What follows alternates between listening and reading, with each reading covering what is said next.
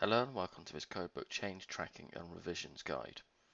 One of the key benefits to using Codebook on your project is utilizing Codebook's ability to track changes throughout the project lifecycle. We're going to take a look at the basics of change tracking today. If we go back to Codebook and select the option to go to Output and then Image Database, we can create an image database at this point in time for this project. An image database is a snapshot of this dataset at this exact point in time. Once we've made our data image database, we can go ahead and make changes as we would to the Codebook database, such as editing the equipment lists, editing room data, editing finishes. We can then select Create Image Database and create another image database, and that will create a snapshot of this project at this point in time. Now we have two data points, we can select the option to create a revisions database, and Codebook will ask us which database do we want to compare it to and which is the most current dataset. If we click Apply, Codebook will go and create what we call a revisions database, a database listing of all the variants in this project. Now that process is complete, we can select OK. Now to look at the changes that have occurred between these two datasets, if we select Home and Reporting, we can see that we have revisions reports. On the right hand side we have a list of rooms we want to run these revision reports on. So I'm going to choose a revision summary. And this will give me a summary of what's changed in this dataset.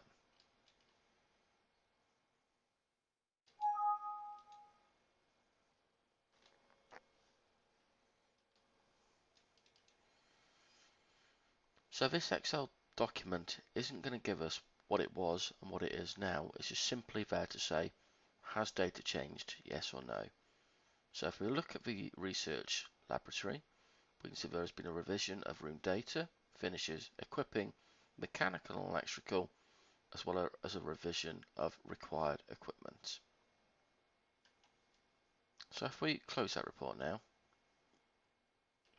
if we wanted to see what the revision of required equipment was, we can select required equipment and create reports.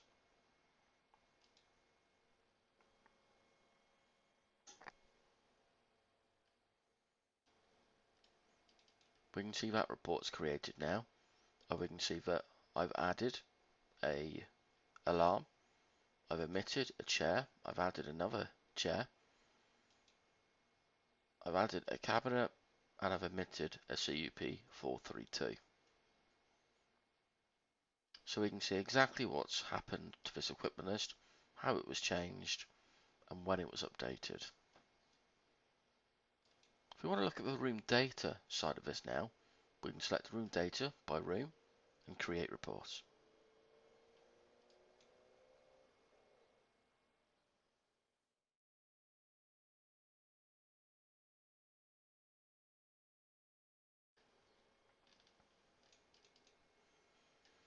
Now what we have here is the room before and the room after.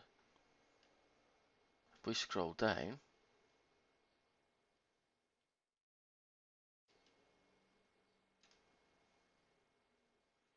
and across, we can see the activity note before and the activity note afterwards. So we can see that it's been updated for computer records. If we look at the internal glazing, we can see what it was before and what it is after. So we can see that Codebook's highlighted the change, shown what it was before, and shown us what it is now.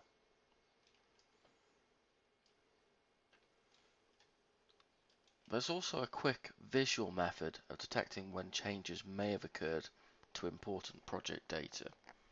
So if we select Build and Settings, you can see that we have the option for change tracking. So what I want to do is indicate rooms different from original values in the Project Explorer. And I'm going to set room number, room name, and I would like area designed.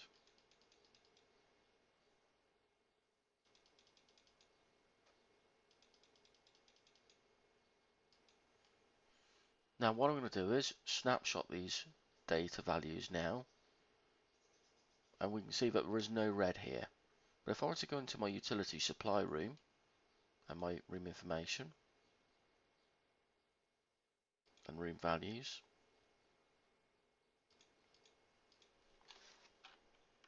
if I were to change the room code, which is part of the room number, we can see instantly Codebook flags that as red.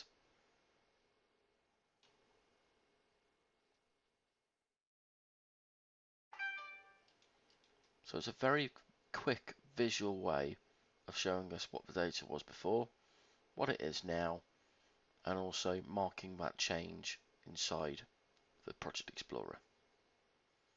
We can see that it keeps the original room name, and if that were to be changed, it would keep the original value so we knew what it was before we'd made these changes.